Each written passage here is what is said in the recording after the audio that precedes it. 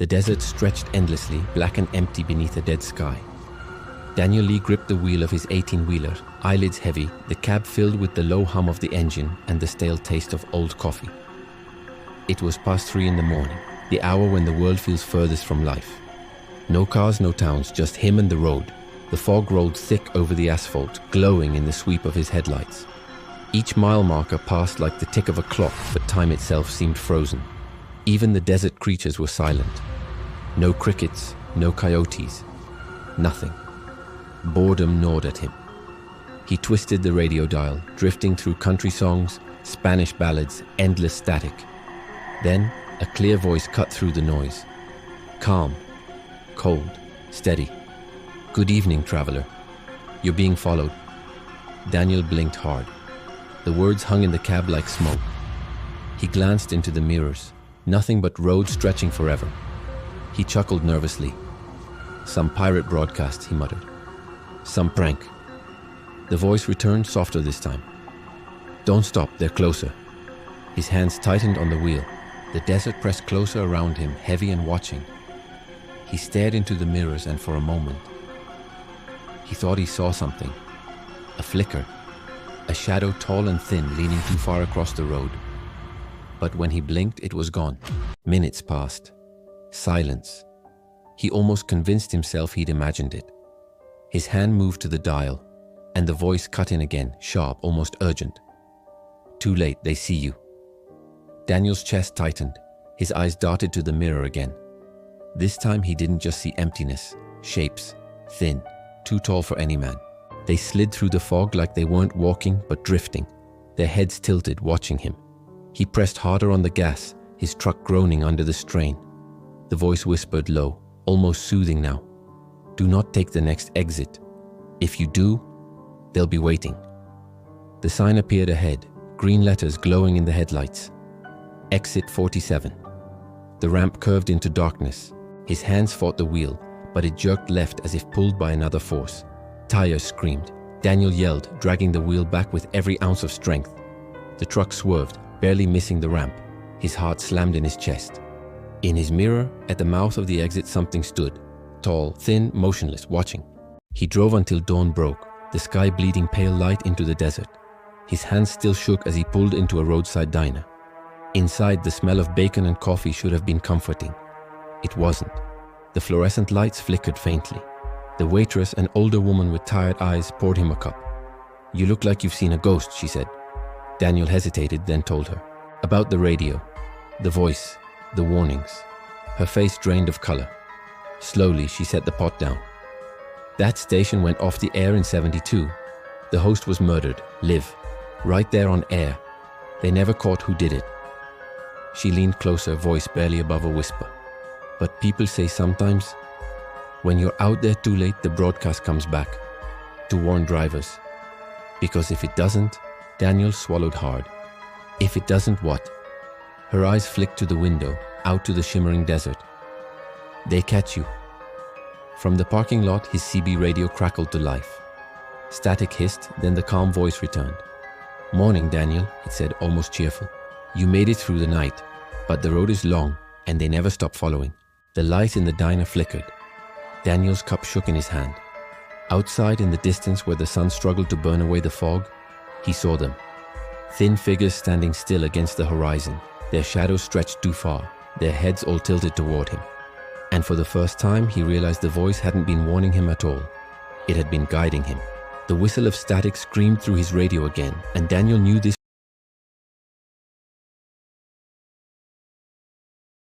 The road to Devil's Hollow was not on most maps anymore. Locals in Texas said it was cursed, a place you should never cross at night. But for college kids, Adam, Lisa, Jordan, and Michelle didn't believe in curses. They had heard the stories all their lives. A wooden bridge in the middle of nowhere, where people vanished after midnight. And so, on a dare, they drove out there. It was just after midnight when their car headlights cut through the fog and found the bridge. The wood was old, rotting, the rails eaten away by time. The black water below was still, too still, like glass. No frogs, no crickets, no wind. The world seemed to be holding its breath. Adam laughed nervously. See? Just an old bridge. No monsters. But as they pulled onto it, the engine sputtered. The car shuddered, then died in the middle of the span. The headlights flickered and went out. Great, Lisa muttered. Now what? The silence was unbearable. Then they heard it. Footsteps. Soft at first, like someone walking slowly across the wood. The sound echoed in the fog. Adam whipped around, peering into the darkness. Hello? No answer. But then Michelle gasped. Out of the fog, tall shapes emerged. At first they looked human, but wrong. Too tall, their arms hung too low, their necks bent at strange angles. As the figures came closer, the kids saw their faces shift. One moment they looked like strangers, the next they wore the faces of people they knew. Parents, siblings, friends. The faces melted and reformed like wax. Jordan's voice cracked. What the hell is that? The figures stopped a few feet from the car. Their mouths opened, but instead of words, the kids heard voices inside their heads. Soft, familiar. Lisa, come out. It's okay. Don't be afraid. Lisa's blood ran cold. That was her mother's voice. Her mother, who had died 2 years ago. Her hand reached for the door handle before she could stop it. Adam grabbed her arm. Don't, it's not her. The figures tilted their heads in unison. The sound of wood creaking grew louder, but the bridge didn't sway. Instead, it felt like the bridge itself was stretching, getting longer. They looked back. The end of the bridge was farther away now, swallowed by fog. The air turned heavy, pressing on their chests. The smell of rot filled their lungs. One of the figures pressed its face against the car window. Its eyes were black pits, its mouth stretching too wide. When it grinned, it revealed rows of jagged, broken teeth. Michelle screamed. Car doors shook violently as invisible hands pounded them. The wood groaned, bending under their weight. The kids huddled together, their breaths fogging the glass. Start the car, Adam, Jordan yelled. I'm trying. Adam twisted the key over and over. The engine coughed, but wouldn't catch. The whispers grew louder, a chorus of voices, each one mimicking someone they loved. Some pleaded, some laughed, some screamed. Lisa covered her ears, sobbing. Make it stop, please make it stop. Then, silence. Every figure vanished. For a moment, only fog surrounded them. Then the car engine roared to life on its own. The headlights flared, blinding them. The car lurched forward. Adam yanked at the wheel, but it wouldn't turn. The car raced across the bridge, faster and faster, the wood splintering beneath it. The kids screamed, bracing for impact. But when the light cleared, the car sat in the middle of an empty highway. The bridge was gone. The fog was gone. They looked behind them. Only endless roads stretched back. No river, no bridge, nothing. They drove in silence, too shaken to speak. Hours later, when they finally made it back to town, they pulled into a diner for coffee. The waitress looked at them, her face drained of blood. That bridge burned down in 1965, she said softly. Everyone on it died. If you saw it tonight. Her voice faltered. She glanced at the clock on the wall. It was 3:33 a.m. Then you weren't supposed to come back. The kids looked at each other, their hands shaking, and for the first time, they noticed the wet footprints leading away from their car. Not theirs. Too large, too many. And outside the diner window, through the glass, tall shapes stood in the fog, waiting.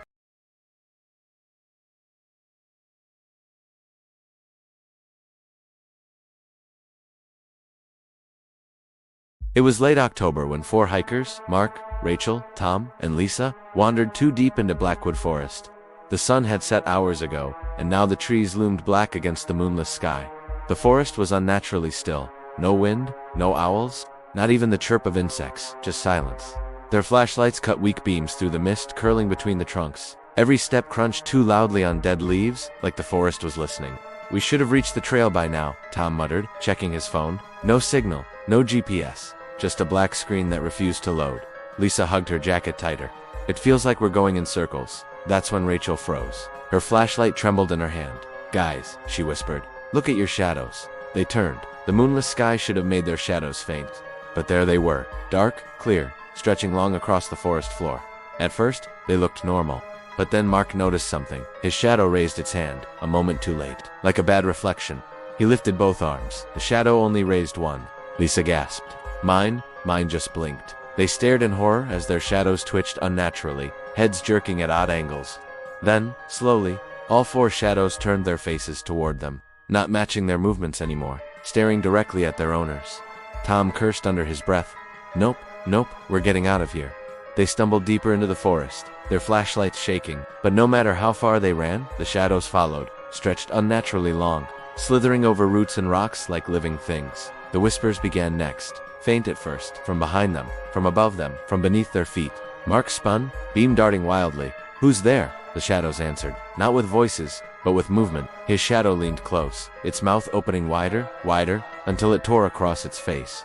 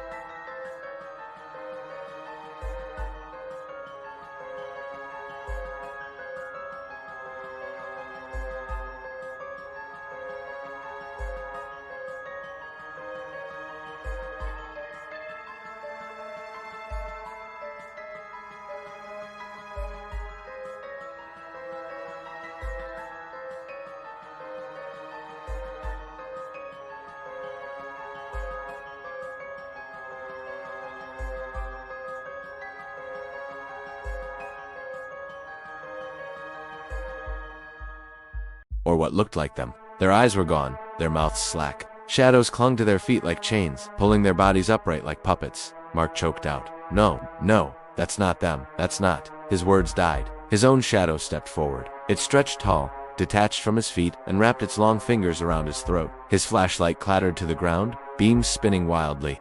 Rachel screamed as the shadows swarmed, their whispers rising into deafening roars. The light went out. The forest fell silent once more. When search parties came days later, they found nothing. No bodies, no tracks. Just backpacks, flashlights, and gear, all lying in the clearing. But every night since, locals swear that if you walk too close to Blackwood Forest after dark, you'll see new shadows moving among the trees. Too many shadows for the number of people there, and if one ever looks back at you, run, because it's already too late.